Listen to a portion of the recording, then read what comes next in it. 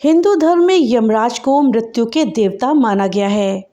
धार्मिक मान्यता है कि मनुष्य के प्राण निकलने के बाद यमदेव ही हैं जो कि मृत्यु के बाद उनके कर्मों का दंड देते हैं।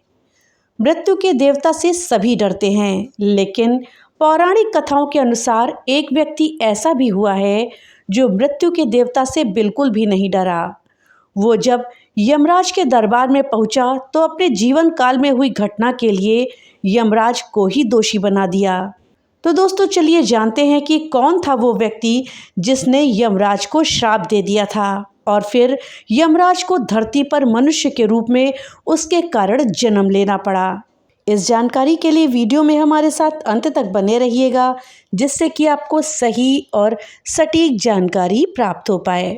दोस्तों, यमराज को किसने और कब श्राप दिया, इस विषय में महाभारत में ही जिक्र किया गया है। महाभारत की एक कथा के अनुसार मांडव्य नाम के एक ऋषि हुआ करते थे। एक बार कुछ चोर एक राजा के राजकोष से धन को चुरा करके भाग रहे थे। सिपाही चोरों की खोज चारों दिशाओं में कर रहे थे। ऐसे में उन चोरों का बचकर निकलना बहुत मुश्किल था। भागते भागते चोर एक घने वन से गुजर रहे थे। उस वन में मांडव्य ऋषि का आश्रम था।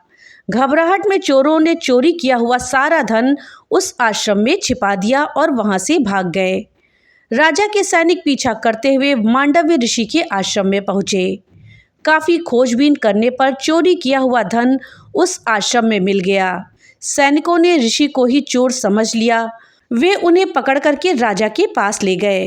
राजा ने सैनिकों से सारी बात जानने के बाद ऋषि को फांसी की सजा सुना दी और ऋषि को वध स्थल पर लाया गया।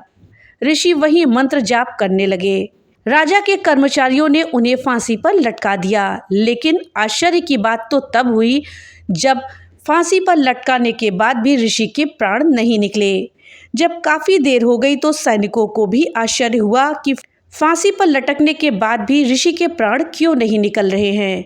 जब ये बात राजा तक पहुंची तो उनको अपनी गलती का एहसास हुआ और उन्होंने ऋषि से क्षमा मांगी।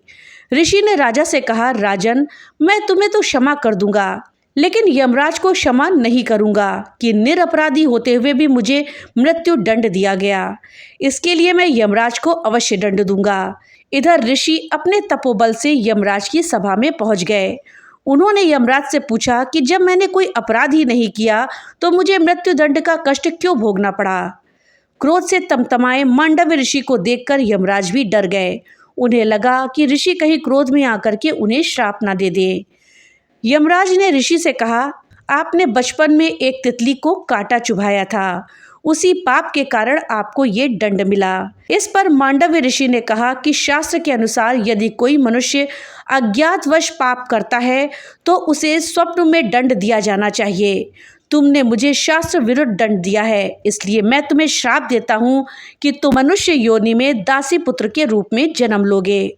दोस्तों, वीडियो में आगे बढ़ने से पहले आपसे एक छोटी सी रिक्वेस्ट है कि अगर अभी तक आपने वीडियो को लाइक नहीं किया है तो कृपया वीडियो को लाइक कर दें और ज़्यादा से ज़्यादा शेयर करें, जिससे कि ये जानकारी अधिकतर लोगों तक पहुंच पाए।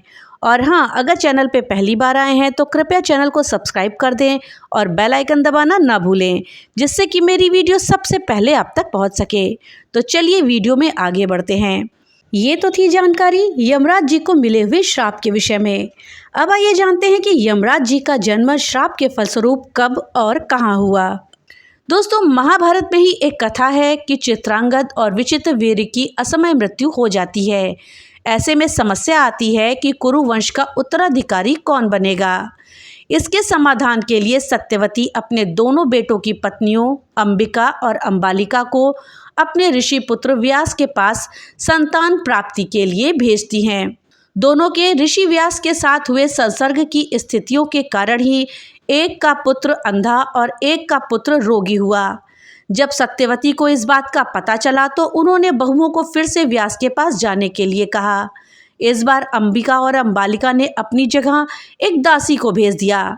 दासी भी व्यास के साथ संसर्ग से गर्भवती हुई और उसने एक स्वस्थ संतान को जन्म दिया।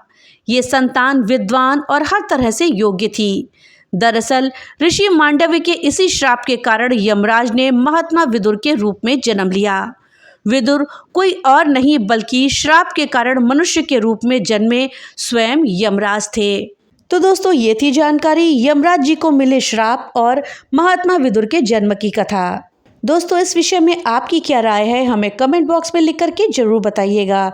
तो मिलते हैं अगली नई वीडियो के साथ, तब तक के लिए राधे राधे।